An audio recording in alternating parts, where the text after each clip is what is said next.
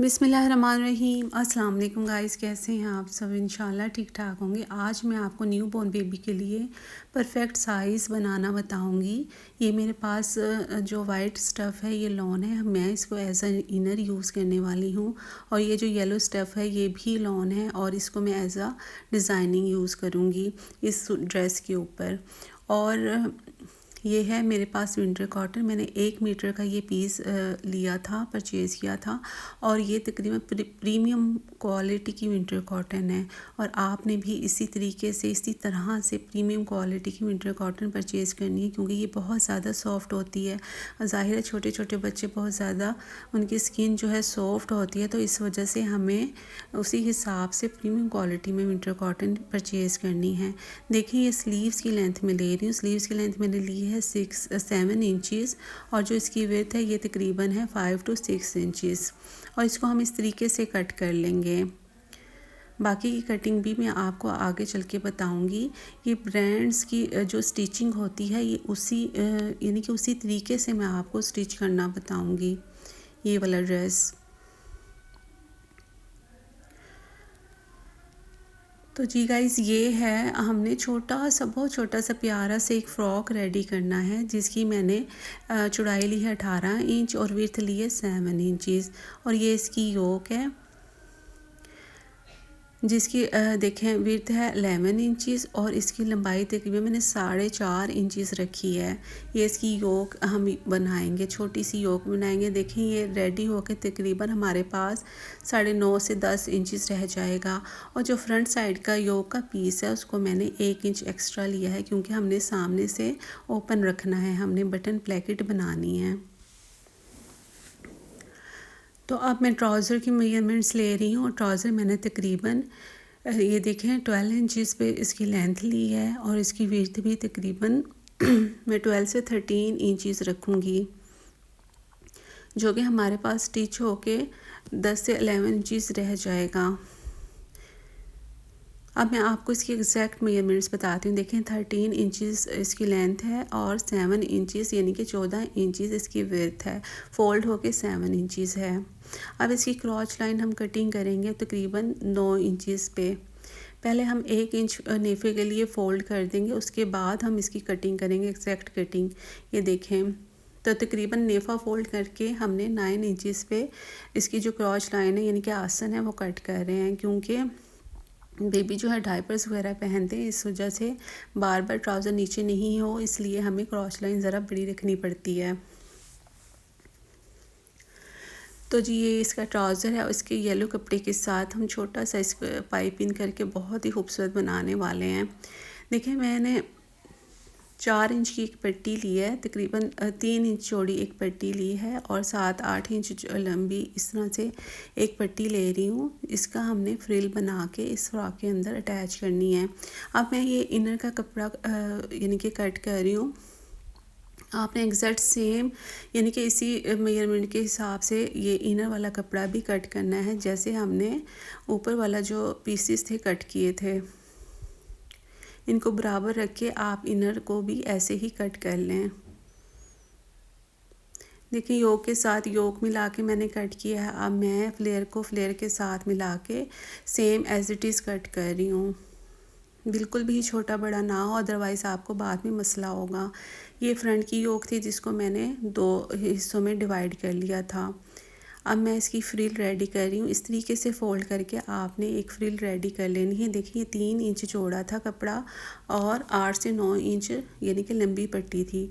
अब इसके अंदर मैं एक सिलाई लगा के, कच्ची सिलाई लगा के इसमें चुन्नट ऐड कर रही हूँ और इस तरीके से हमने इसको स्टिच कर लेना है। पहले हमने योक के साथ इसको अटैच करना है ऐसे, फिर हम इसमें फ्लेयर में ऐसे ही चुन्नट डालेंगे सिलाई लगा के, और हल्की हल्की हमने चुन्नट्स डाल लिए धागा खींच के, क्योंकि ये न्यू बॉर्न बेबी के कपड़े तो हमने बहुत ही यानी कि कम कम चुन्नट्स डालनी है और बहुत ही स्टाइलिश करके हमने इनको स्टिच करना है। अब इन दोनों को मिला के आप इनको जॉइंट कर लें, सिलाई लगा दें इस तरीके से। अब इसके ऊपर आपने एक टॉप स्टिच भी ज़रूर लगाना है। देखें ये फ्रिल बन के रेडी हो गई है और फिक्स भी हो गई है। अब दूसरी साइड पे भी आपने इसी तरीके से करना है। देखिए हमने ये हिस्सा बड़ा रखा था क्योंकि हम फ्रंट साइड को जो है वो ओपन रखना है। हम कांच पट्टी बना के बटन अटैच करेंगे दरअसल। तो ये मैं अब बैक साइड का जो पार्ट है वो रेडी कर रही हूँ फ्रॉक का। अब हमने ये बैक साइड वाला पार्ट भी रेडी कर लेना है। इसी तरीके से हमने चुन्नट डाल के इसको योक के साथ अटैच कर दिया है। इसकी जो फाइनल कटिंग है वो अब हम करेंगे। जब मैंने शोल्डर्स की कटिंग नहीं की थी क्योंकि वो स्टिच होने के बाद होनी थी। इस तरह योक को अटैच करके अब हम इसकी फ़ाइनल कटिंग करेंगे। अब हमने ये चारों पीसेस मिला के, मतलब 2 सामने वाले फ्रंट वाले और एक बैक वाला, इनको सबको पीसेस को मिला के अब हमने शोल्डर की कटिंग करनी है। देखिए मैंने तीरा रखा है 4 इंचज़ पे, हमें 7 इंचज़ रेडी चाहिए। तो 8 इंच पे यानी कि मैं तीरा कट कर रही हूँ और स्टिच होने के बाद ये 7 इंचज़ रेडी होगा। इस तरीके से आर्म होल मैंने रखा है 5 इंचज़ पे। और देखें इस तरह से कटिंग होगी। अच्छा 2.5 इंच पे हमने गले की विड्थ को रखना है क्योंकि ये ओवरलैप गला बनेगा तो वो छोटा हो जाएगा। और ऐसे हमने 2 इंच पे इसकी विड्थ रखी है और 2.5 इंच इसकी विड्थ रखी है, 2 इंच इसकी गहराई रखी है। इस बात का आपने ख़ास ख्याल रखना है क्योंकि हमने प्लेकेट बनानी है, पट्टी बनेगी तो ओवरलैप होगी वो। तो इस तरह से ओवरलैप जब होगा तो वो गला छोटा हो जाएगा। देखें ये इनर का पीसेस है, इनर को भी मैंने इसी तरीके से same as it is ready कर लिया था जैसे मैंने ऊपर वाले जो पीसेस रेडी किए थे। आपने भी इसी तरीके से इनर वाले पीसेस को रेडी करके फिर इसके ऊपर रख के हमने इनर की कटिंग करनी है।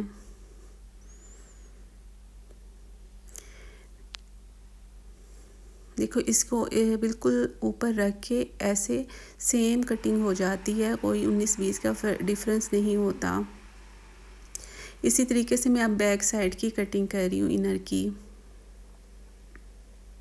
देखिए आपने सेम इनर को रेडी करना है जिस तरह के हम ऊपर वाला फ्रॉक रेडी कर रहे हैं, इसी तरह से सेम हमने इनर को रेडी करना है क्योंकि ये गुम सिलाइयों में बनेगा और ये बहुत ही खूबसूरत यानी कि बन के रेडी हुआ था। अब देखिए मैंने 1 इंच एक्स्ट्रा बढ़ा के मैं इनर की जो बैक साइड है उसको कट कर रही हूँ गले को, क्योंकि फ्रंट में हमने प्लेकेट बनानी है तो 1 इंच हमने वो फ्रंट का जो है वो एक्स्ट्रा हमने बाहर की तरफ निकाल दिया था। अब मैं पहले जो ऊपर वाली जो फ्रॉक है उसके शोल्डर को ज्वाइन किया है, फिर मैंने इनर के शोल्डर को अब ज्वाइन कर रही हूँ। इन दोनों को स्टिच करने के बाद देखें अब इनर को मैंने सीधा रखा है, फ्रॉक को मैंने सीधा रखा है और उसके ऊपर इनर को मैंने उल्टा रखा है। ये देखें जिस तरह मैंने रखा है सेम एज इट इज़ आपने भी इसी तरह रखना है। और सिलाइयों के साथ इस तरीके से सिलाइयाँ मिला के जोड़ के साथ जोड़ मिला के आपने कपड़े को अच्छी तरह से मिला के फ़िक्स कर देना है। ऐसे मैंने क्लॉथ क्लिप्स लगा दिए थे इसके ऊपर ताकि ये हिले नहीं सिलाइयाँ लगाते वक्त। इस तरह परफेक्ट शेप में आपकी एक यानी कि स्टिच लग जाएगा और ऐसे आपने इसको स्टिच कर लेना है। एक एक पाँव का दबाव देते हुए आपने सिलाई लगाते चले जाना है।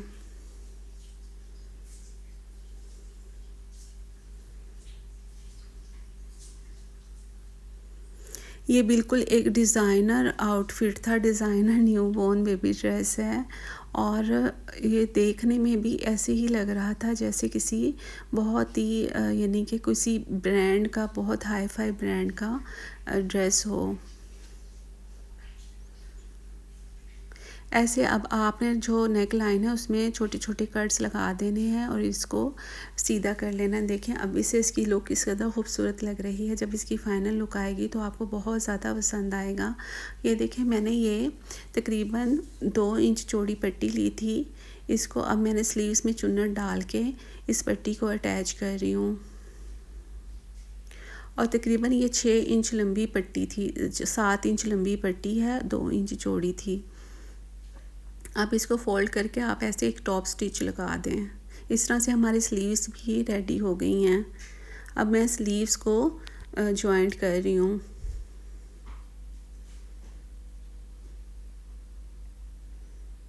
मैंने इसको थोड़ा सा लूज़ पैटर्न में बनाया है क्योंकि जो छोटे न्यू बॉर्न बेबीज़ होते हैं वो नीचे से स्वेटर वगैरह भी वेयर करते हैं, तो इस वजह से इसको थोड़ा सा मैंने लूज़ रखा है।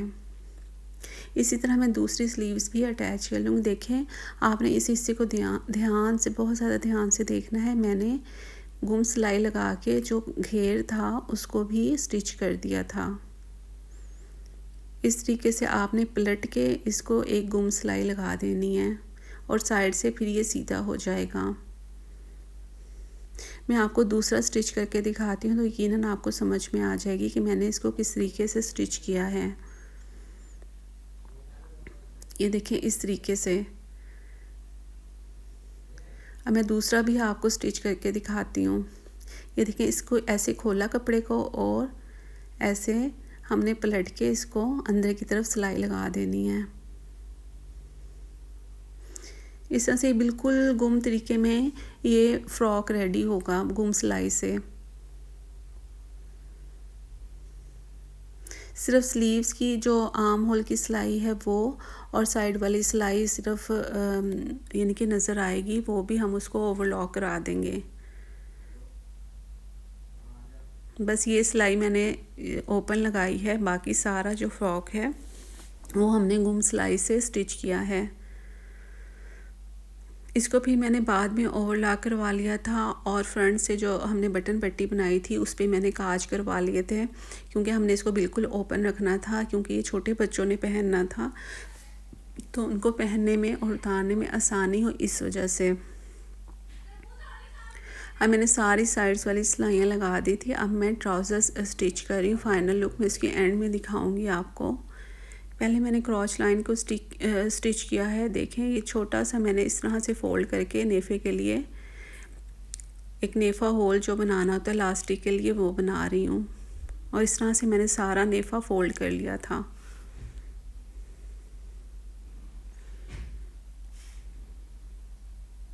आप किसी को भी इस तरीके से स्टिच करके दिखाएंगी, जितने भी न्यू बॉर्न बेबी आप के कपड़े आप ड्रेसेस रेडी करेंगी तो इसी तरीके से कीजिएगा। बिलीव करें, वो रेडीमेड लगते हैं, बिल्कुल भी फील नहीं होता कि आपने घर में इनको स्टिच किया है। अब ये ट्राउज़र पे मैं चुन्नट डाल रही हूँ धागा खींच के। हमने उसी तरीके से ट्राउज़र पे पट्टी लगानी है येलो कलर की, जिस तरह से हमने स्लीव्स के ऊपर लगाई थी। ये 7 इंच लंबी और 2 इंच चौड़ी पट्टी है। ये देखें, 7.5 इंच लंबी और 2 इंच चौड़ी पट्टी है। तो इसके ऊपर रख के हम अब इसको फिक्स कर देंगे।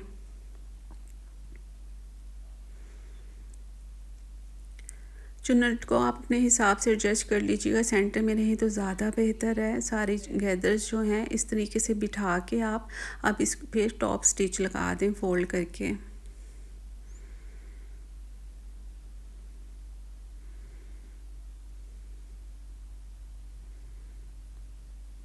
अब मैं सेंटर की सिलाई लगा रही हूँ। यहाँ तक अगर आपने मेरा वीडियो देखा है तो आप प्लीज़ मेरे चैनल को सब्सक्राइब, मेरे वीडियो को ज़रूर लाइक कीजिएगा जी गाइस। तो ये है इसकी फ़ाइनल लुक। देखें किस कदर खूबसूरत लग रहा है। आपने जब भी बेबीज़ के प्रिंट्स लेने हैं तो बहुत सॉफ्ट कलर्स में लेना है आपने। देखें, इसकी विड्थ 12 इंचज़ है और ट्राउज़र की लेंथ 11 इंचज़ है। और जो इसका ये वाला होल है पाइंचा है, यानी कि 3.5 इंचज़ है। और इसकी टॉप फ्रॉक देखें किस कदर फिनिशिंग के साथ स्टिच हुई है। ये मैंने ओवरलॉक करवा लिया था और गुम सिलाई के साथ मैंने इसको सारा स्टिच किया है। और ये आपको देखने से बिल्कुल भी फील नहीं हो रहा होगा कि हमने ये घर पे स्टिच किया है। देखिए, स्लीव्स की रेडी होने के बाद लेंथ 6 इंचज़ ही है और इसकी लेंथ जो है फ़्रॉक की 9 इंचज़ है। और स्लीव्स का जो होल है यानी कि वो भी 3 इंचज़ का है। विड्थ इसकी 10 से 12 इंचज़ है। मैंने आपसे पहले कहा था कि मैंने इसको थोड़ा सा लूज़ पैटर्न पे स्टिच किया है ताकि बच्चे जो स्वेटर वगैरह वेयर करते हैं तो उनको अच्छे तरीके से ये साइज़ आ जाए। अगर आपको मेरा वीडियो अच्छा लगा है तो प्लीज़ मेरे वीडियो को लाइक, मेरे चैनल को ज़रूर सब्सक्राइब कीजिएगा और अपना बहुत सारा ख्याल रखिएगा। मेरे लिए भी बहुत सारी दुआएं कीजिएगा और अब मेरी इस वीडियो को ज़रूर सबके साथ शेयर कीजिएगा। अगर आपको मेरा वीडियो पसंद आया है तो प्लीज़ अच्छा सा कमेंट कीजिएगा। अल्लाह हाफ़िज़।